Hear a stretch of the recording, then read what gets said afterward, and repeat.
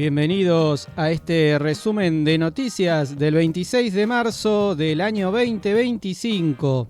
Estaremos repasando un poquitito la actualidad, las novedades, quizás haya algo de tecnología, salud, deportes con la buena noticia de ayer, pero veremos si hay algo de policiales.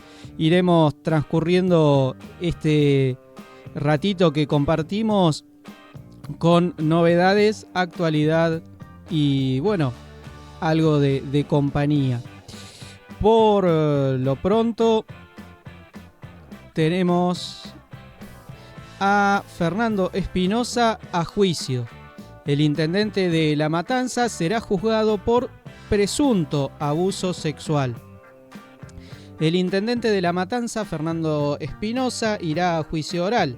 Será sometido a debate por el presunto abuso sexual de una ex secretaria privada suya, Melody, y por el delito de desobediencia al haber incumplido las pautas de no acercamiento a la denunciante.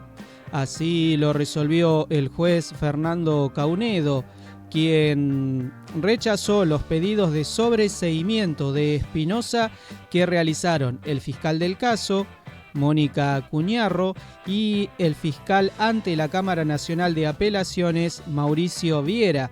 En el mismo fallo, el magistrado dio por cerrada la investigación. Eso significa que ya no se pueden agregar pruebas. Ahora el próximo paso en el expediente es que se sortee el Tribunal Oral Criminal, que se hará el debate y luego sea ese organismo el que le ponga fecha a un juicio de alto impacto político. El intendente de La Matanza será juzgado por el presunto abuso de Rucauskas en mayo de 2021. En el Departamento de la Mujer, ubicado en la Ciudad Autónoma de Buenos Aires. A lo largo de la instrucción del caso, se sumó otra causa en su contra. Es que la justicia le había impuesto una prohibición de acercamiento a la denunciante que Espinosa incumplió al enviar a la casa de la mujer a un funcionario del municipio para que firme la desestimación de la denuncia. En esa ocasión conversó por teléfono con el jefe comunal. El procesamiento en contra del mandamás matancero fue decidido por la jueza de instrucción Fabiana Galetti, algo que luego fue ratificado por la Cámara del Crimen. Pero la investigación continuó y la fiscal de instrucción, Mónica Cuñarro, pidió el sobreseimiento del intendente ante el hallazgo de un audio en el celular de Racauskas que desvincula al intendente del caso. En esa conversación de Racauskas con Gustavo Oscar Cilia, el supuesto enviado del intendente, para que la joven retire su denuncia, se escucha a la mujer decir algo así como: ¿cuánto te apuesto a que el tipo todavía piensa que puede relacionarse conmigo? Y si unas sacudidas valen en cambio poder, vamos, en clara alusión a que aceptaría ello. Claro está que cambio un poco las palabras, no por no hacer fiel el testimonio, sino porque la audiencia que tengo es de adultos y puede estar escuchando algún menor también. Ahora bien, dichas conversaciones grabadas en el contexto probatorio actual, además de contradecir varias de sus afirmaciones, sin duda quitan seriedad y credibilidad a las acusaciones de la aquí querellante, afirmó el fiscal Viera para solicitar que se sobreseyera a Espinosa. El juez no le dio la razón y el intendente estará sentado en el banquillo. Hay que aclarar algunos detalles.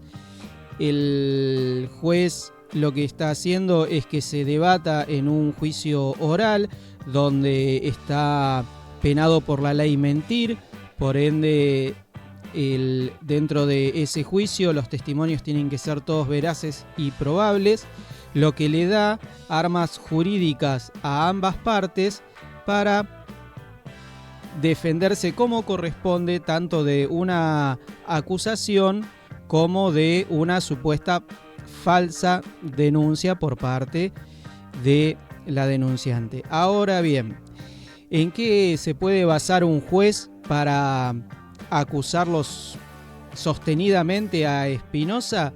En que la víctima dijo no al momento de que pudiese pasar algo.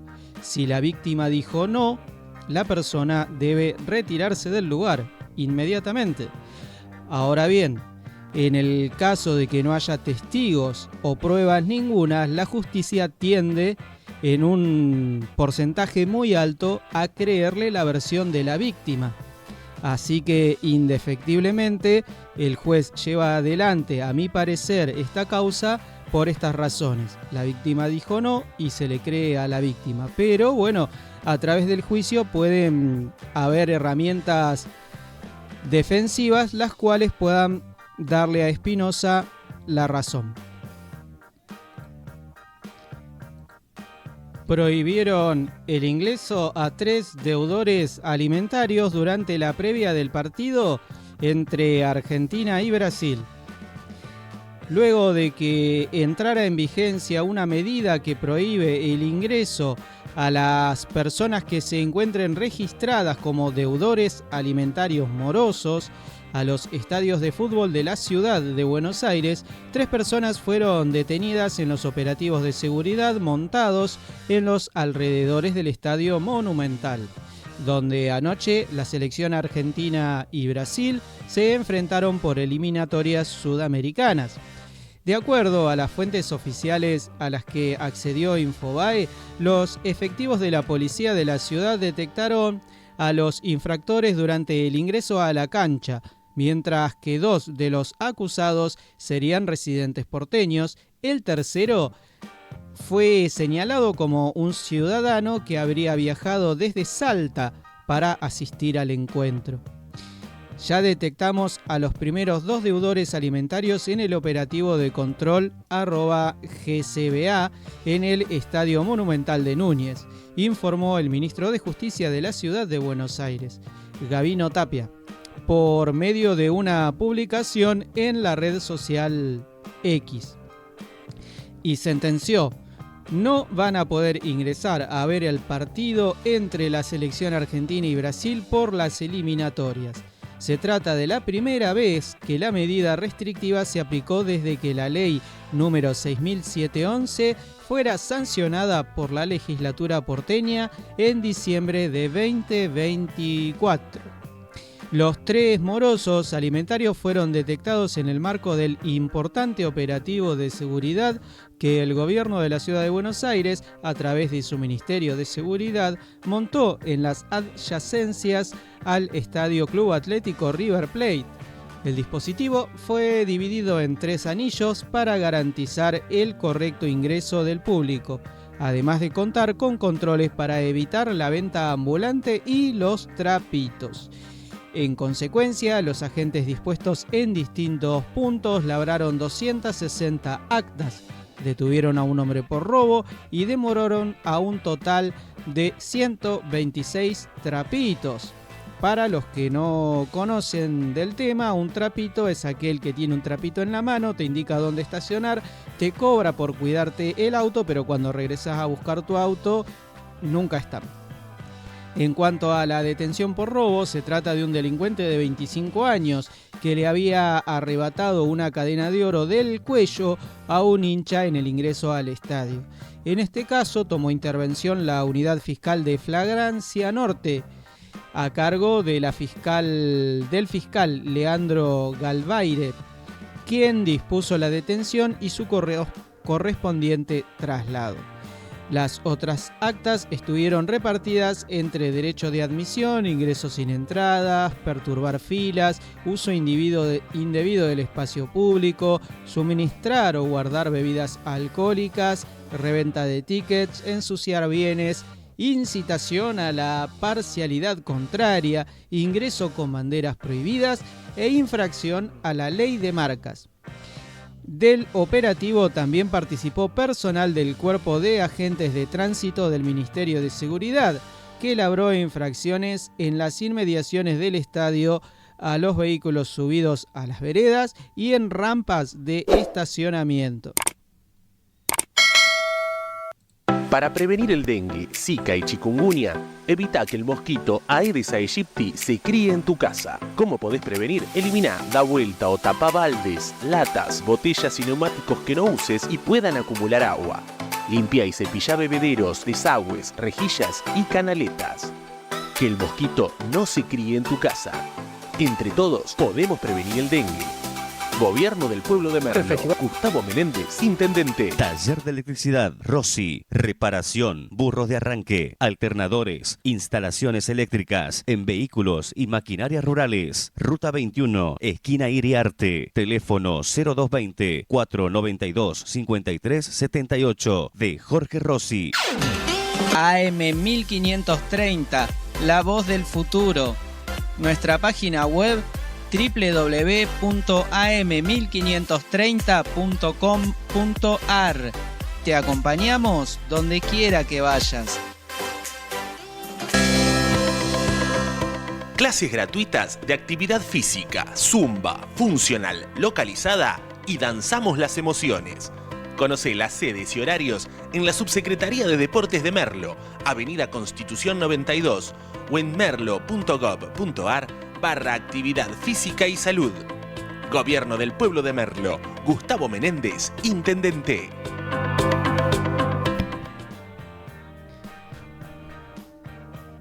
Servicios y transporte. Para una familia tipo aumentaron más de 3 veces por sobre la inflación.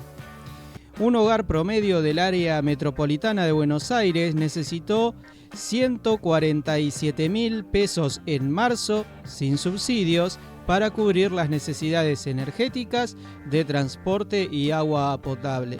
Desde diciembre de 2023, el costo de los servicios y el transporte para una familia tipo aumentó más de 3 veces por sobre la inflación. El dato se desprende de un informe elaborado por el Observatorio de Tarifas y Subsidios del Instituto Interdisciplinario de Economía Política, dependiente de la Facultad de Ciencias Económicas de la Universidad de Buenos Aires y el CONICET.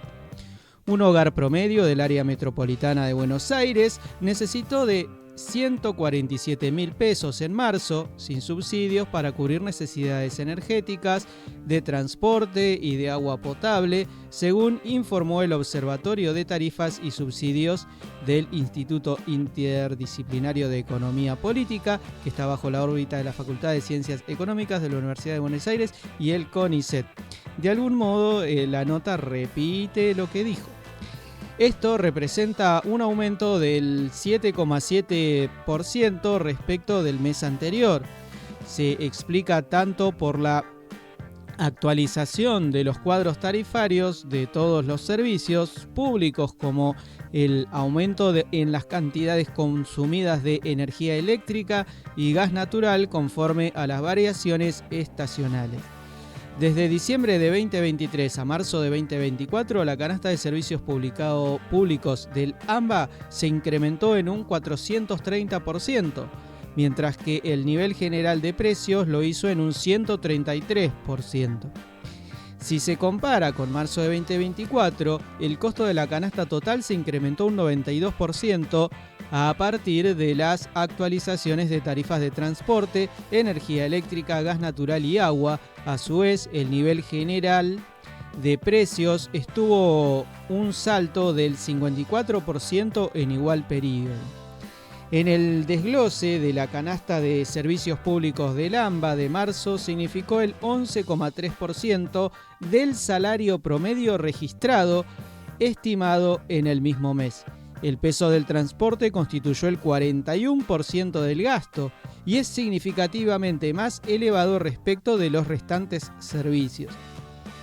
Por ejemplo, a febrero de 2025, El costo técnico del boleto de colectivo, es decir, la tarifa sin subsidios, asciende a 1.309 pesos, de acuerdo con los cálculos realizados, considerando un IVA de transporte de 1.446 pesos. Un valor que debe contrastarse con el costo reconocido por el Estado Nacional, el cual asciende a 1.230 pesos, una brecha de 0,8%. Por su parte, los usuarios cubren el 31% del valor del pasaje promedio, 408 pesos, y el 69% son subsidios. También se resalta que las principales ayudas financieras en los sectores agua, energía y transporte presentaron una reducción nominal del 34% anual acumulado al 18 de marzo de 2025, por lo que su variación real muestra una reducción del 60% al día de referencia. Esto se entiende por una disminución real en el transporte del 52% y en energía del 63%. En los hogares del AMBA se pagan tarifas de servicios públicos que, en promedio, cubren el 54% de los costos y, por lo tanto, el Estado se hace cargo del 46% restante. Sin embargo, esta cobertura es dispar entre segmentos. Así que los que somos usuarios y personas de bajos recursos tenemos este problema, que aumentan los servicios, aumenta el alimento y nuestra inflación no se corresponde al INDEC. El gobierno aumentó el salario mínimo docente a 500.000 pesos. Después de que los sindicatos docentes rechazaran la propuesta de subir el salario mínimo docente a 500.000 pesos, el gobierno oficializó el monto esta madrugada, por medio de la publicación de la resolución 381-2025 en el boletín oficial. Se determinó que la cifra deberá ser tenida en cuenta para las liquidaciones que incluyan horas cumplidas desde el 1 de febrero de 2025. Con la aprobación del secretario de Educación, Carlos Torrendel, el primer artículo del documento estableció que el salario mínimo docente para el cargo testigo de maestro de grado común, jornada simple, sin antigüedad o equivalente en horas cátedra a partir del 1 de febrero de 2025 de pesos 500.000. De la misma manera, las autoridades remarcaron que el salario fijado en el artículo primero será importe de referencia para dar cumplimiento a las transferencias a las provincias que integren el Programa Nacional de Compensación Salarial Docente creado por el artículo 9 de la Ley número 26.075. Esto significa que el monto de plata que se le envía a las provincias estará basado en este número, con lo cual las que integran esta ley de compensación docente recibirán los fondos de parte de Nación. Por otro lado, las autoridades reconocieron que la decisión de fijar el salario mínimo en 500.000 pesos fue fundamentado por el acuerdo logrado en la 139 Asamblea del Consejo Federal de Educación, que se realizó el pasado 12 de febrero. Se consensuó por proponer que el salario testigo docente nacional para el maestro de grado común de jornada simple sin antigüedad sea de pesos 500.000 a partir del 1 de febrero de 2025, reiteraron el considerando de la resolución. A pesar de que reconocieron que los gremios docentes no aceptaron la oferta, tras haber participado de la comisión negociadora del convenio el 24 de febrero, señalaron que el piso fijado se sostuvo por la recomendación emitida por el Comité Ejecutivo del Consejo Federal de Educación el 10 de marzo. La fijación de la retribución mínima refleja la decisión política del Congreso Federal de Educación y del Gobierno Nacional de garantizar que ningún docente perciba una remuneración inferior a la fijada por dicho concepto. argumentaron. Luego de que la reunión con los sindicatos no llegara a un punto en común, desde el Ministerio de Capital Humano aseguraron la participación en la reunión tuvo el objetivo de colaborar en el diálogo de las provincias con los gremios para compensar la dispersión salarial entre los docentes de las 24 jurisdicciones, de manera que tengan un piso común equitativo. En línea con esto, las autoridades apuntaron que el mínimo ofertado por las provincias a través del órgano de representación para un docente de media jornada, esto es 4 horas, fue de 500.000 pesos desde febrero. Que bien cabe aclarar, son 4 horas en escuela, pero hay mucho trabajo por fuera del horario escolar de los docentes, porque hay muchas tareas que organizar con las familias, muchas tareas que corregir durante el periodo de descanso, tareas de los chicos, porque en clase tenés que estar atento a los chicos y no podés hacer ambas tareas correctamente en conjunto.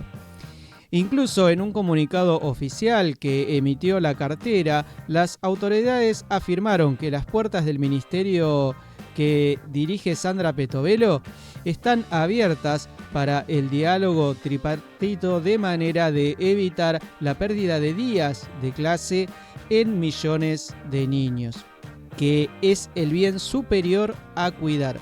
La última vez que se había actualizado el salario mínimo docente fue en agosto de 2024, cuando el monto ascendió a 420.000 pesos. En esa oportunidad también se había celebrado paritarias, pero no se logró ni se llegó a un acuerdo entre las partes.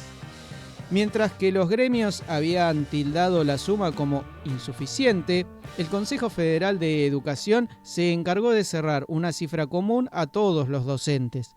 Al mismo tiempo, CETERA había encabezado el reclamo por la restitución del Fondo Nacional de Incentivo Docente, el cual garantizaba que Nación financiara una porción del salario docente.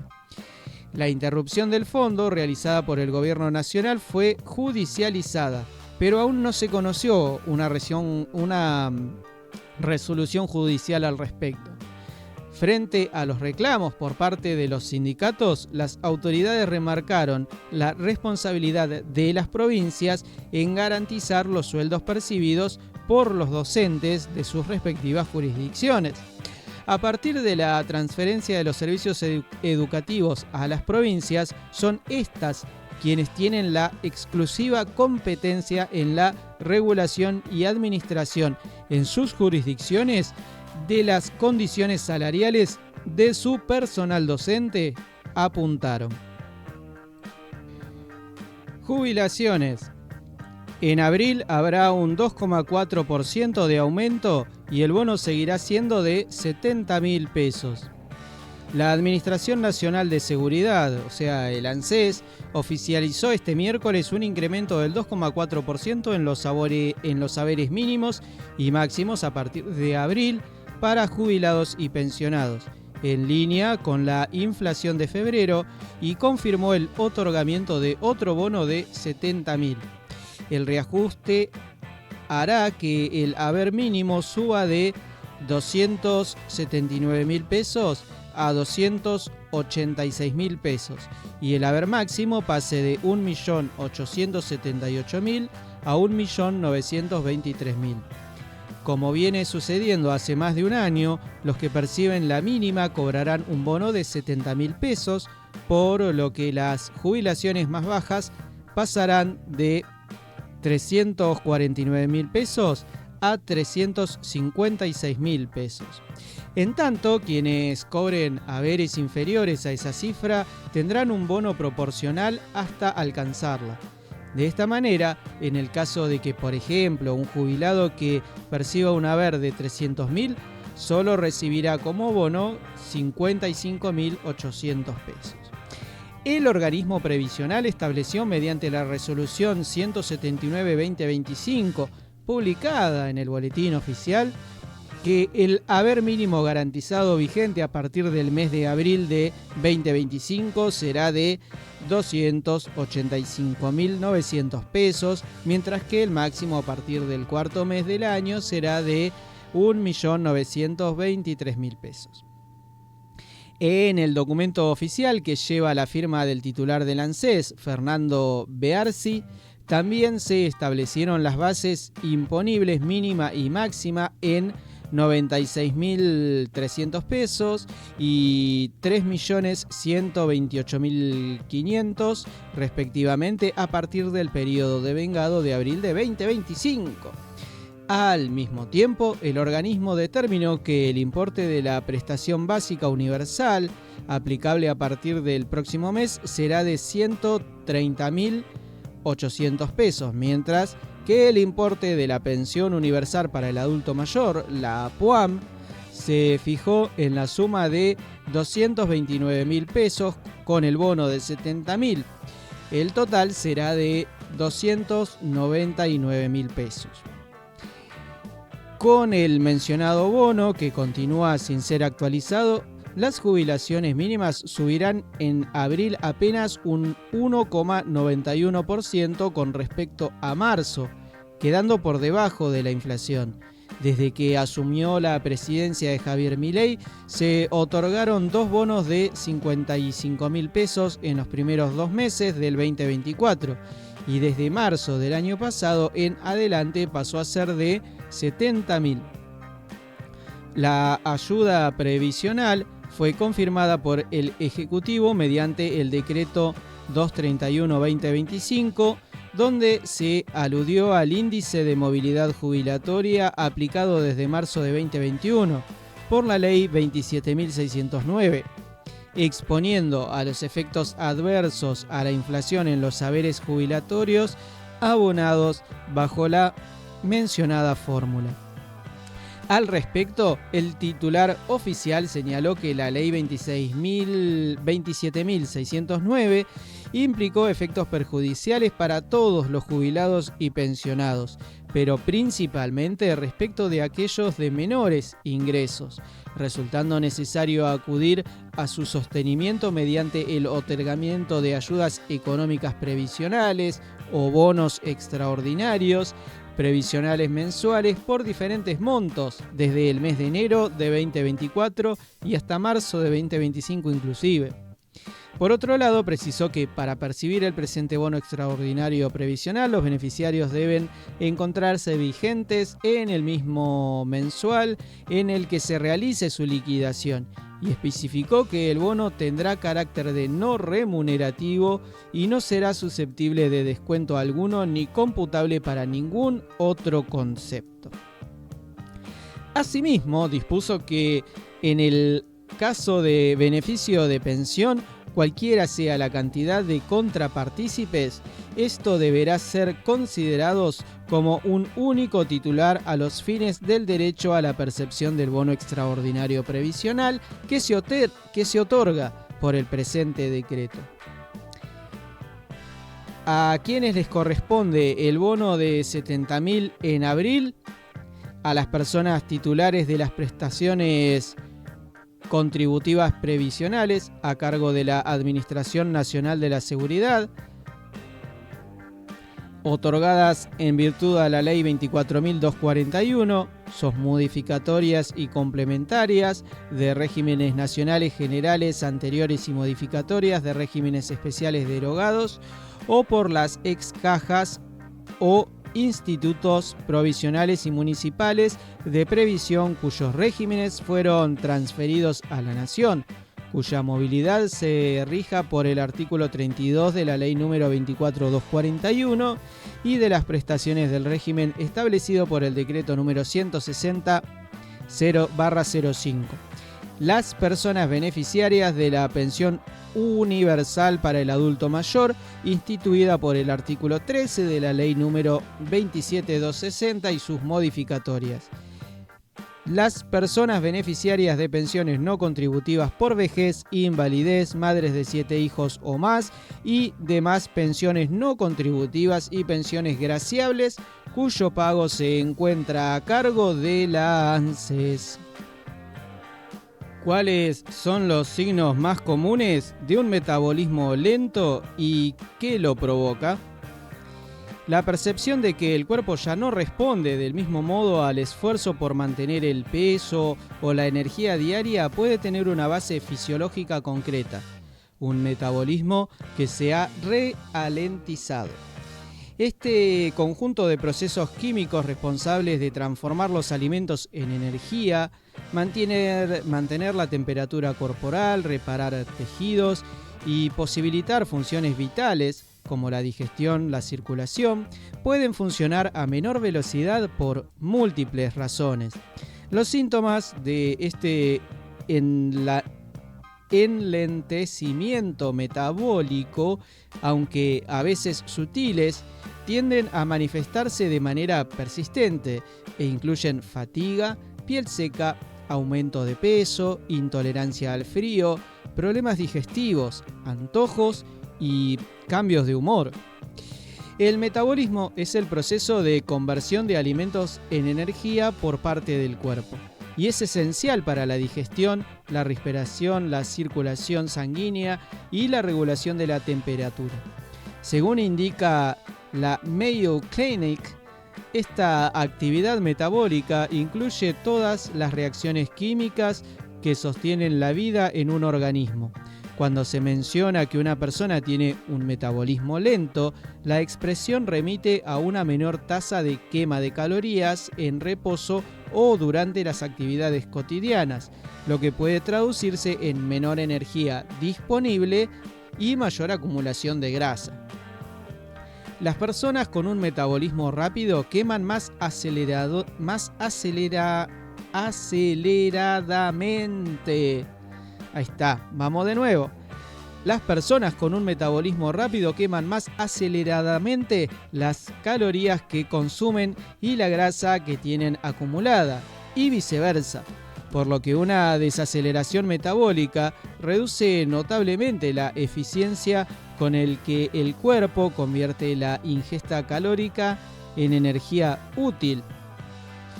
Los indicios de una actividad metabólica reducida son diversos y abarcan dimensiones físicas, digestivas y emocionales. Uno de los más comunes es la fatiga constante. Si te sentís cansado todo el tiempo sin una explicación clara, podría ser una señal de que tu metabolismo se está desacelerando. Explican expertos consultados por el portal especializado Health. Esto significa salud. Esta falta de energía se relaciona con un proceso más lento de descomposición de los alimentos en energía útil para el cuerpo. Otro síntoma recurrente es el aumento de peso no justificado, incluso en contextos de dieta saludable y ejercicio regular. Si estás intentando perder peso consumiendo una dieta nutritiva y haciendo ejercicio regularmente, pero aún así estás aumentando de peso, el problema podría ser metabolismo lento, sostienen desde Health. La sensación anómala de frío también puede estar relacionada con un metabolismo ralentizado, ya que el calor corporal proviene de la actividad metabólica. El calor corporal se genera a través de procesos metabólicos y tener una temperatura corporal más fría está relacionado con un metabolismo más lento, señala la Gaceta, que añade que este patrón es frecuente en casos de hipertiroidismo. Otros signos visibles pueden incluir piel seca o apagada, que según Telegraphy se explica porque las hormonas tiroideas que ayudan a regular la velocidad del metabolismo también participan en el mantenimiento de los niveles de hidratación de la piel. Los antojos persistentes, sobre todo de alimentos ricos en azúcar o grasa, pueden reflejar la falta de conversión eficiente de nutrientes en energía. Los estudios han demostrado que los antojos de comida están relacionados con la salud metabólica, en particular las dietas bajas en alimentos nutritivos. Estos patrones suelen acompañarse de una composición corporal desequilibrada, como baja masa muscular y alta masa grasa. También se registran con frecuencia cambios de humor frecuentes, en parte debido a los niveles bajos de energía y los desequilibrios hormonales que acompañan un metabolismo lento. En el plano digestivo,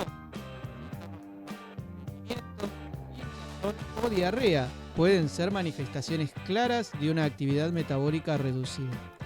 La relación es directa. La digestión se refiere al proceso de descomposición de los alimentos, mientras que el metabolismo se refiere a la conversión de los alimentos en energía. Los motivos por los que el metabolismo puede perder velocidad son múltiples. Uno de los factores más documentados es la edad. Esto se debe a la pérdida de masa muscular, que es metabólicamente activa y quema más calorías, y al declive de los procesos hormonales y celulares reguladores del metabolismo. Así que ya saben, no envejezcan. La composición corporal también influye de manera directa. Una mujer con 40% de grasa corporal y menor masa muscular quemará menos calorías en reposo que otra con un 30% de grasa más masa muscular. Según BBC, el tejido muscular en el cuerpo es más activo metabólicamente que el tejido graso. Las hormonas tienen un papel crucial, específicamente las tiroides. Mientras más tiroxina produzca la glándula tiroides de una persona, mayor será su tasa metabólica basal. Detalla el artículo publicado en The Conversation. A otros reguladores hormonales como el cortisol también afectan el metabolismo, particularmente en situaciones de estrés prolongado. Las condiciones médicas crónicas como el hipertiroidismo, la diabetes, la depresión, la atrofia muscular e incluso la hipoxia pueden influir en la tasa metabólica basal.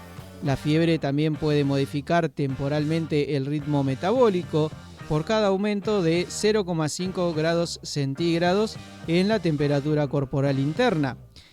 Su tasa metabólica basal aumenta en aproximadamente un 7%. Por otro lado, el estilo de vida puede contribuir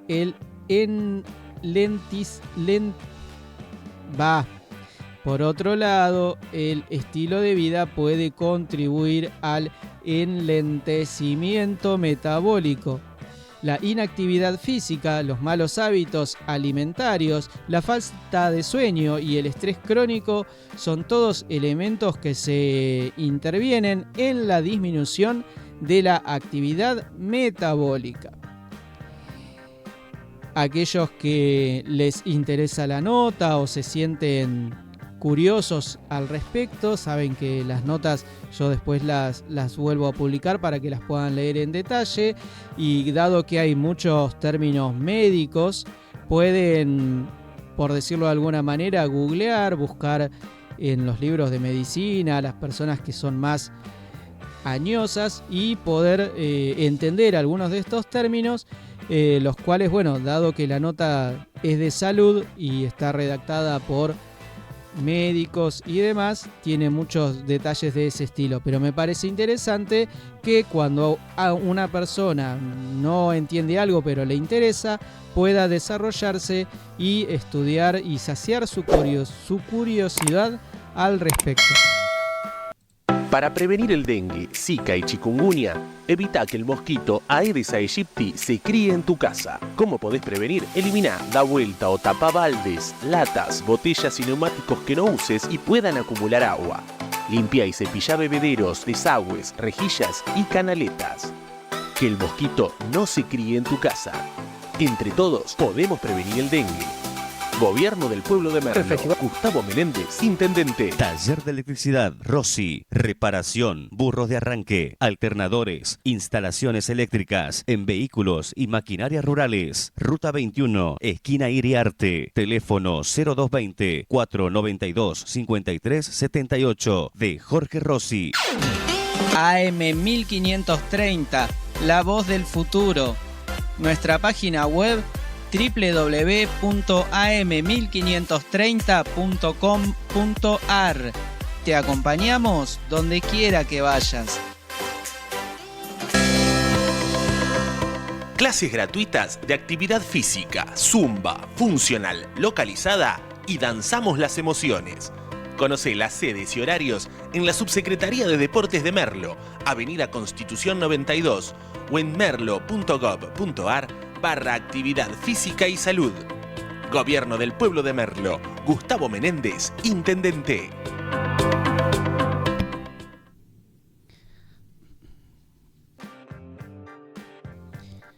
Argentina goleó 4-1 a Brasil en una noche soñada en el Monumental.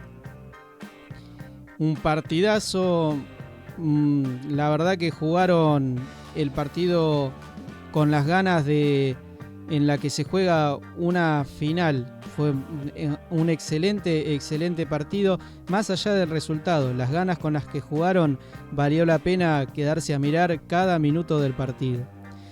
Tras conseguir el boleto al Mundial 2026, con el empate de Bolivia con Uruguay en la previa, la selección argentina goleó a Brasil 4-1 en el Monumental por la fecha 14 de las eliminatorias sudamericanas. Julián Álvarez, Enzo Fernández, Alexis McAllister y Giuliano Simeone marcaron los goles de los campeones del mundo. Cunha descontó para el visitante. Argentina fue muy superior a Brasil y lo demostró en el resultado con una gran contundencia. La araña rompió el marcador en el clásico a los 4 minutos del primer tiempo, después de un pase de Almada desde la izquierda y ganarle en el área a los zagueros para definir ante la salida del arquero Bento. El 2-0 de Enzo Fernández a los 12 minutos se dio tras una inmensa jugada de 33 toques. El juego bonito no lo puso Brasil, lo puso Argentina. Tras ese arranque demoledor que hizo del Monumental una fiesta total, Cunha descontó para la Canariña. Tras un error en la salida de Cuti Romero, el volante robó y sacó un derechazo imposible para el Dibu. Más allá del descuento de Brasil, Argentina siguió con su superioridad y Alexis McAllister anotó el 3-1 en el marcador a los 36 minutos del primer tiempo. Tras un lujoso centro de derecha de Enzo Fernández, el ex Argentino Juniors anticipó en el área con un buen toque al arquero Bento. Ya en este ejemplo de goles que hizo la selección argentina, cabe destacar que en el fútbol de primera división de Argentina, lo que está faltando es lo que hicieron estos jugadores anoche respecto a la táctica para hacer goles. Esto de que el delantero busque una posición libre, una pelota tirada al vacío y el delantero buscando la posición para definir. Henrik Haaland en su selección justamente hizo eso en uno de los goles que anotó. Hace una corrida paralela a la línea del área chica por espaldas de los dos defensores y busca un lugar privilegiado para definir su gol. Esto en Argentina está faltando en la mayoría de las delanteras de los equipos argentinos. Ya en el segundo tiempo, Argentina no puso el freno y marcó el 4-1 final a los 25 minutos. Centro atrás de Tagliafico que cruzó toda el área y Giuliano Simeone lo conectó por derecha con un sablazo que pegó en el travesaño y entró al arco. Fue la cerecita del postre para que los hinchas argentinos festejen tranquilos una noche soñada contra Brasil. La selección de Scaloni volvió a demostrar por qué se la tiene que considerar la mejor de la historia argentina. Fue una de las mejores demostraciones de fútbol y victoria de la albiceleste ante el clásico rival. Y como si fuera poco, antes la selección consiguió el boleto al Mundial 2026. Qué hermoso es ser argentino. Por su parte, el mensaje de Messi tras la goleada a Brasil. Siempre hablando con fútbol. Claro está, uno antes se preguntaba y en otros armados de la selección que sin un jugador tan importante como Messi se notaba una diferencia abismal en los resultados de juego de los equipos. Esta noche y hace bastante tiempo ya que vienen demostrando que en la selección argentina hay jugadores de tan alto nivel que sin el mejor jugador actual del mundo, aún así hacen excelentes partidos. La selección argentina logró una histórica victoria frente a Brasil. Fue a un monumental repleto, el equipo de Lionel Scaloni superó 4-1 a su clásico rival con una contundencia que dio la vuelta al mundo. Gracias a los goles de Julián, Enzo, Alexis y Giuliano, los campeones del mundo ratificaron que son la selección más dominante del planeta después de más de 2 años de la consagración en Qatar. Al triunfo ante la verde-amarela en Buenos Aires hay que sumarle el 1-0 como visitante en el mítico Centenario ante Uruguay por la doble fecha de eliminatorias sudamericanas. Con la clasificación al Mundial 2026 asegurada, el que volvió a aparecer fue Lionel Messi, el número 10 de Argentina, que se ausentó por una lesión que sufrió jugando para el Inter Miami. Aprovechó su cuenta de Instagram para subir una historia con un mensaje para sus compañeros. Adentro, afuera, a donde sea con esta selección, siempre hablando con fútbol. Felicitaciones por el partidazo que hicieron anoche y también por la victoria contra Uruguay, escribió el astro rosarino sobre unas imágenes en las que se puede ver a los jugadores de la albiceleste durante el duelo ante Brasil.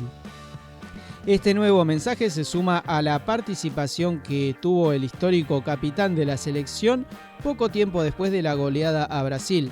Messi subió un breve video desde su hogar en Miami. Tirado en la cama, enfocó la TV que mostraba el resultado y los festejos en Buenos Aires. Además, agregó emojis de aplausos a pura humildad, sin sacarle un centímetro de protagonismo a sus compañeros, con los que cosechó 2 Copas Américas, una Copa del Mundo y una finalísima. El DT, fiel a su estilo, expresó que no piensa en el 2026 y en todo lo que ganó. Va por más mientras añora dirigir la última función del astro. No me detengo a pensar en todo lo que pasó. No pienso en el Mundial. Queda un montón. Vamos partido a partido, convocatoria a convocatoria. Disfrutamos de estar y sufrir los partidos porque al final es esto, analizar el rival. Y es lo que realmente cuenta. Es fútbol. Puede ser traicionero, mentiroso y engañoso. La peculiar frase de Dibu Martínez sobre el reto de Scaloni por su jugada contra Brasil que causó furor en los hinchas. Tras el partido, el arquero marplatense habló sobre el episodio. Son cosas que a veces en mi club no hago. Justo me quedó la pelota un poco en el aire, pero nada, yo sé que al técnico no le gustan mucho esas cosas. Capaz que hacía 3 jueguitos más y me sacaba. Este es medio loquito, comentó entre risas mostrando la buena relación que mantiene con Scaloni. Esta salida con la pelota se dio el lujo de realizar jueguitos, lo que provocó el clamor del público que coreó su nombre. Dibu, Dibu. Sin embargo, esta maniobra no fue del agrado del técnico Lionel Scaloni, quien con gestos desde la línea de la banda pidió calma y evitó lo que interpretó como un gesto de exceso de confianza frente al rival. Es decir, no boludees al rival. Más allá de la anécdota, Martínez destacó la seriedad con la que el plantel argentino encaró este encuentro. A pesar de que ya habían asegurado su boleto al Mundial en la previa tras el empate entre Uruguay y Bolivia, según el arquero, desde la victoria frente al equipo charrúa en Montevideo, el grupo estaba enfocado en el duelo contra Brasil.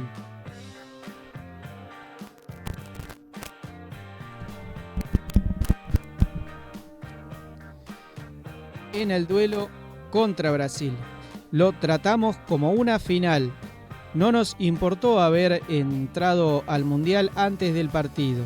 Nosotros hoy queríamos ganar y se demostró. Martínez también subrayó que el compromiso del equipo para mantener su lugar en la historia más allá de los títulos conseguidos. Queremos seguir estando en la historia, no solo ganando títulos, sino mostrándole a la gente orgullo, ganas, sacrificio. La verdad, la gente viene, paga la entrada y lo mínimo que tenemos que darle es el partido que le dimos hoy, sentenció. El partido contra Brasil no solo dejó una anécdota de los jueguitos de Dibu, sino que también marcó un nuevo hito en su carrera. Martínez disputó su encuentro número 51 con la camiseta de la selección argentina, consolidándose como uno de los arqueros con más presencias en la historia del combinado nacional. Además, su registro de vallas invictas es impresionante. De los 51 partidos disputados, mantuvo su arco en 0 en 36 ocasiones. Al finalizar el encuentro, Martínez se dirigió al público detrás de su arco y les regaló sus guantes, un gesto que generó una ovación de los hinchas. La entrega y conexión con los fanáticos se convierte en una constante que refuerza su estatus como uno de los jugadores más carismáticos y queridos de la actual generación albiceleste. Argentina, que lidera cómodamente la tabla de las eliminatorias sudamericanas, se convirtió en el 7º país clasificado al Mundial 2026, juntos con los organizadores Estados Unidos, Canadá y México, más Japón, Irán y Nueva Zelanda. Con la clasificación en el bolsillo, todavía restan 4 fechas por disputarse, pero la albiceleste mantiene su intención de cerrar el torneo con la misma determinación que ha caracterizado su campaña. Vale destacar el trabajo de Lionel Scaloni y por la muestra que hace en la relación a este gesto del Dibu, tanto sea de cómo lo trata y el gesto que le hizo en la cancha, del trabajo de vestuario que hay, de el trabajo que Lionel Scaloni realiza dentro de las personas con las que realiza esta tarea deportiva y que los lleva a tener una conciencia, un estado, una actitud mental siempre positiva, de buenos ejemplos. Eso es muy, muy, muy de club de barrio, de los pueblos de Argentina, los clubes de barrio que siempre destacan la competitividad sana, que destacan la tarea social que realizan esos pequeños clubes. Eso Scaloni lo ha llevado a la selección y lo representa perfectamente bien. Y bueno, al principio prometí hablar algo de tecnología. Gmail se despide de las contraseñas. Así es el nuevo sistema para iniciar sesión. Google está promoviendo un cambio en la forma en que los usuarios acceden a sus cuentas de Gmail, reemplazando progresivamente las contraseñas tradicionales por llaves de acceso o passkeys, además de implementar un nuevo sistema basado en códigos QR. Estas medidas buscan reducir el riesgo de ataques de phishing y suplantación de identidad, problemas que han afectado a millones de usuarios en todo el mundo. Las contraseñas han sido durante décadas el método estándar para autenticar a los usuarios en línea. Sin embargo, presentan vulnerabilidades significativas. Pueden ser robadas, adivinadas o reutilizadas en múltiples cuentas, lo que facilita ataques masivos en caso de una filtración. Consciente de estos riesgos, Google ha decidido que las llaves de acceso se conviertan en la opción principal para ingresar a Gmail, YouTube, Google Maps y otros servicios de la compañía. Las passkeys funcionan con tecnología criptográfica avanzada, almacenándose directamente en dispositivos personales. En lugar de escribir una contraseña, los usuarios pueden autenticarse mediante su huella digital, reconocimiento facial o el bloqueo de pantalla de su teléfono. Este método reduce la posibilidad de que ciberdelincuentes intercepten credenciales a través de engaños o ataques informáticos. Cabe destacar que las contraseñas no van a desaparecer. Todos estos métodos que incorpora Google son elegibles, es decir, vos podés elegir proteger tus cuentas con estos métodos, porque en el caso de Latinoamérica, donde la tecnología, por lo menos en computadoras, todavía no ha alcanzado el nivel que tienen en los países súper desarrollados, no tenés una cámara puesta en toda computadora para que te haga, por ejemplo, reconocimiento facial. Así que en la computadora seguramente va a seguir el sistema de contraseña, pero quizás con un segundo método de identificación. Christian Brad, responsable de identidad y seguridad en Google, declaró que su objetivo es que las contraseñas se vuelvan poco comunes y eventualmente obsoletas. Empresas como Apple, Microsoft, eBay, Uber y WhatsApp también han adoptado esta tecnología, lo que demuestra una tendencia creciente en la industria hacia métodos de autenticación más seguros. ¿Cómo crear y usar una llave de acceso en Gmail? Para empezar a utilizar las passkeys en una cuenta de Google, los usuarios deben seguir unos pasos sencillos. Acceder a la configuración de la cuenta de Google desde un navegador compatible, el Chrome, Safari, Edge o el Firefox en sus versiones más recientes. Ir a la sección Cómo iniciar sesión en Google dentro del apartado Seguridad, seleccionar la opción Passkeys y llaves de seguridad y seguir las instrucciones para configurar una llave de acceso. Verificar la identidad utilizando una opción de seguridad integrada en el dispositivo, como es la huella digital o el reconocimiento facial o un PIN, o sea, un número. Confirmar la creación de la passkeys y guardarla en el dispositivo. Una vez configurada, las passkeys permitirá iniciar sesión sin necesidad de ingresar una contraseña, siempre que el usuario utilice un dispositivo compatible con la tecnología FIDO2, que incluye computadoras con Windows 10 o superior, Mac OS, Ventura, iOS 16, Android 9 y versiones más recientes. Esto de las passkeys, por ejemplo, también lo encuentran en Mercado Pago. Mercado Pago te pide un método de seguridad extra para iniciar sesión. Por ejemplo, el patrón de dibujar un patrón en la pantalla o la huella digital y demás. Mercado Pago es una de las empresas que te pide ese segundo método. Eso también es una passkey.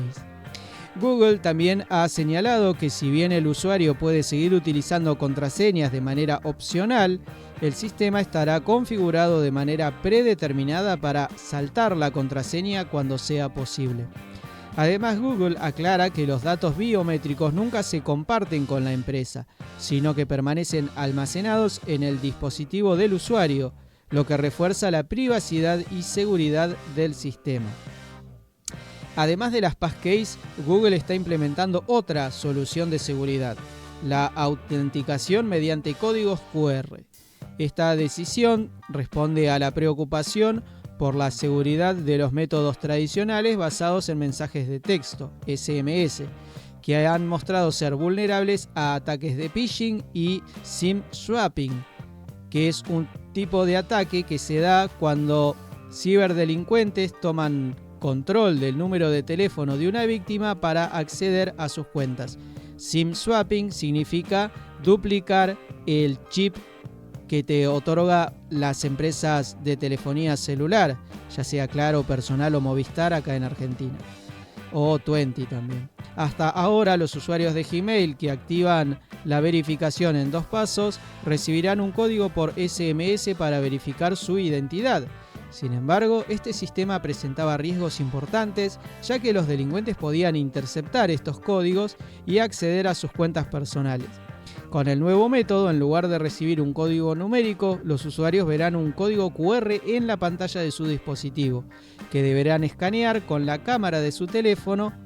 Este sistema elimina la necesidad de depender de operadores telefónicas y evita la posibilidad de que un atacante obtenga un código de acceso mediante engaños. El proceso de autenticación con QR funcionará de la siguiente manera. El usuario intenta acceder a su cuenta desde un dispositivo. En lugar de recibir un código SMS, aparece un código QR en la pantalla.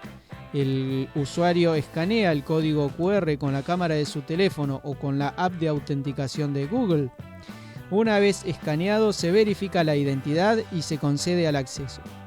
Google aún no ha anunciado una fecha exacta para la implementación total de este sistema, pero se espera que esté disponible en los próximos meses.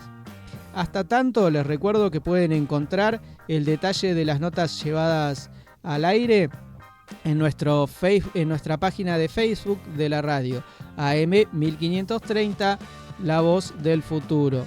Este programa lo llevo adelante de 9:30 aproximadamente a 11:30.